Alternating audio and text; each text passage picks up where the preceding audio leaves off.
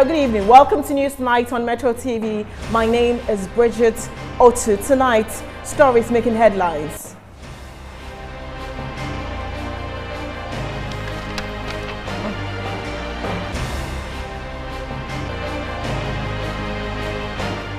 Deadly Voyage. Ghanaian youth embark on life-threatening journeys on the Atlantic and Sahara Desert in search of greener pastures abroad. Family of murdered social media activist Ibrahim Mohammed, also known as Kaka, rejects findings of the report of the three-member committee put together to investigate the disturbances in Ejura.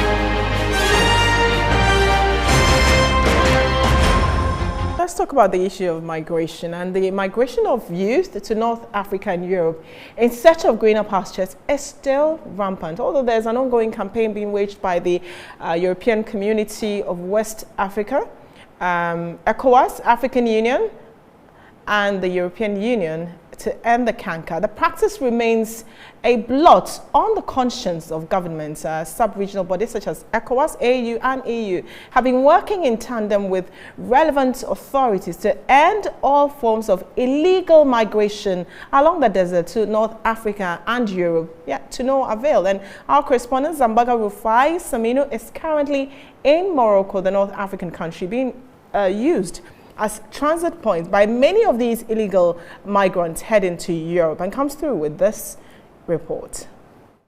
Morocco is one of the advanced countries in North Africa.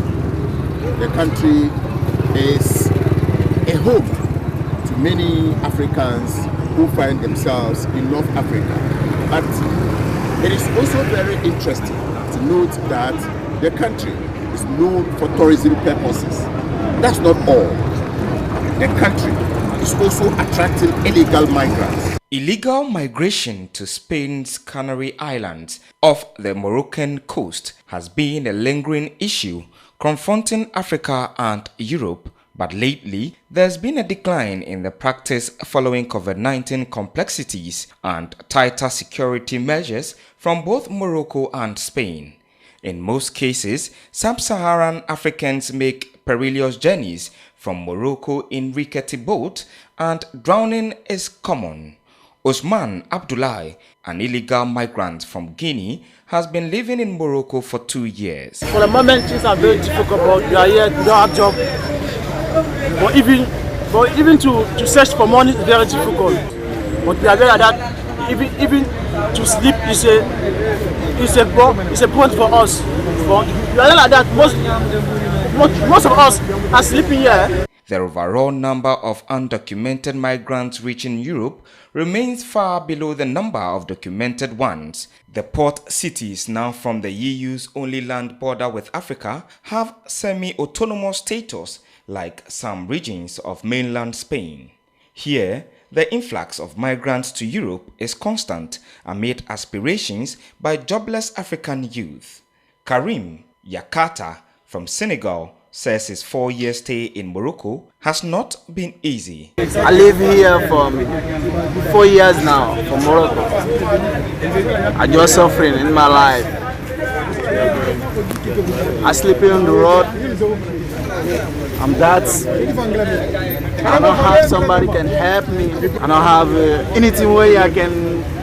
If you can help the people from Morocco here and black people, just help. I need for help. All the people need to help. Through Western Sahara, a territory occupied by Spain until 1975, when Morocco annexed it, the town remains the route to Europe. The vast majority of those who reached Ceuta are usually Moroccans and a few other African nationals. Local police have clamped down on sub-Saharan migrants in northern Morocco in recent years, meaning those interested in the adventure must find other routes to Spain, such as the Atlantic to the Canary Islands. Unsurprisingly, the growing unemployment situation in Africa is said to be the root cause of this hectic and deadly journey to Europe. And also we understand that a survey conducted by Child Rights International has revealed that 55%, that's out of 11,288 children between the ages of 12 and 17 sampled, want to leave Ghana for greener pastures abroad. And there are also many more youth who are aiming to depart the country. Now, as we're focusing on illegal migration among the youth, we are going to be dealing with this burning issue, with an expert, and that's Dr. Michael Boampong. He's an assistant professor at the Open University in UK to give us more. A very good evening, and thank you very much for joining us.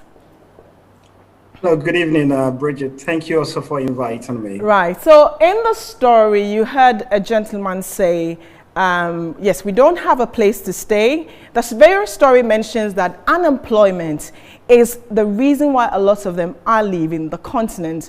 Is that why the efforts by European Commission, ECOWAS, AU have failed? What are they not getting right in how they want to solve the migration issue? Thank you very much. So I think youth migration comes about, due to multiple factors, but then the most important reason why most young people move is mainly because of unemployment conditions back at home. But then there are also other factors like, the culture of migration, as well as, pressures that comes about, within familial context. And, within most developing countries have a very strong challenge with youth unemployment. If you look at Ghana, for instance, youth unemployment rate is about 12%, and underemployment is about 50%. And we all know that COVID has also disrupted, the employment ecosystem for most young people. But then at the same time, migration in itself, I believe that everybody, would want to aspire to move. But then how migration comes about has been the main challenge for most stakeholders.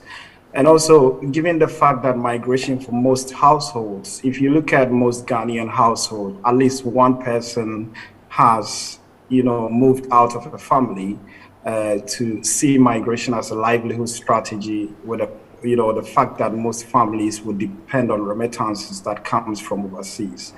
And most households. But we're talking about illegal migration where persons are willing to sacrifice, risk their lives. We've seen people who have locked themselves up in vessels, those who are using boats to cross dangerous seas. Those are the things, those are pictures that are telling when you mention, illegal migrants. So what is the European Commission, ECOWAS, AU, what have they failed to do? How have they not been able to solve it? Is it something that can even be resolved, really? I think the main challenge here, and when you listen to the stories of most of the young people being interviewed here, has been unemployment. Right. And it's been a huge challenge for most African countries to cope with rising youth aspirations, and how to make sure that the education system and our context, aligns with the aspirations of young people. And that's one of the challenges that most African countries, and governments have failed to address. We have, narratives of African rising, but then rising economies have not necessarily produced, jobs for most young people. There has been that kind of jobless growth in most African countries. Right. And I think it's about time that most African, leaders pay a very strong attention to these issues. If we have to bring this issue back to our home country, Ghana. Right. We realized that, and I was just reading this, news item today, right, about, the Ministry of Foreign Affairs reminding, recruiters that the ban on, recruiters to Gulf countries and most of these, countries that, these young migrants find themselves is still in place. And when these bans are in place, it reinforces, the risks of migration, having to adopt irregular migration channels for most of these young people. So it's also about time that, stakeholders take this thing very serious. come together, bring together all the stakeholders, whether it's about private sector recruiters, the government also having strict regulation in terms of recruitment to make sure that people who embark on migration, do so in a very humane and responsible way. So I think that is one of the most urgent things that we need to address as a country. Okay, in terms of opening up. Yeah. This is just it was one of our sister stations, put a survey out, and the survey said 70% of Ghanaians want to leave Ghana, and the famous response came in and said the 30% did not hear the question. Are you surprised by that? I think I'm not surprised about this, survey results, because I've been doing a lot of research with Ghanaian youth, and most of the times, even for those who have returned back home after being deported, they still have plans of moving out of the country. So I'm not surprised that you still find this high number of, rates of young people who want to move. And for most, even children, a lot of them look up to adults who come from overseas and portray, a strong, wealthy lifestyle after returning back home. And all of these things create the impression that there is a positive, maybe greener pastures out there for most of these children. Thank you very much. Dr. Michael Boampong is an assistant professor at the Open University in the UK, saying that if we find a way to get young people jobs, perhaps they would not run away from the country. But are we treating unemployment as a national crisis, as some have suggested? And it's also telling that children between 12 and 17 want to leave this country.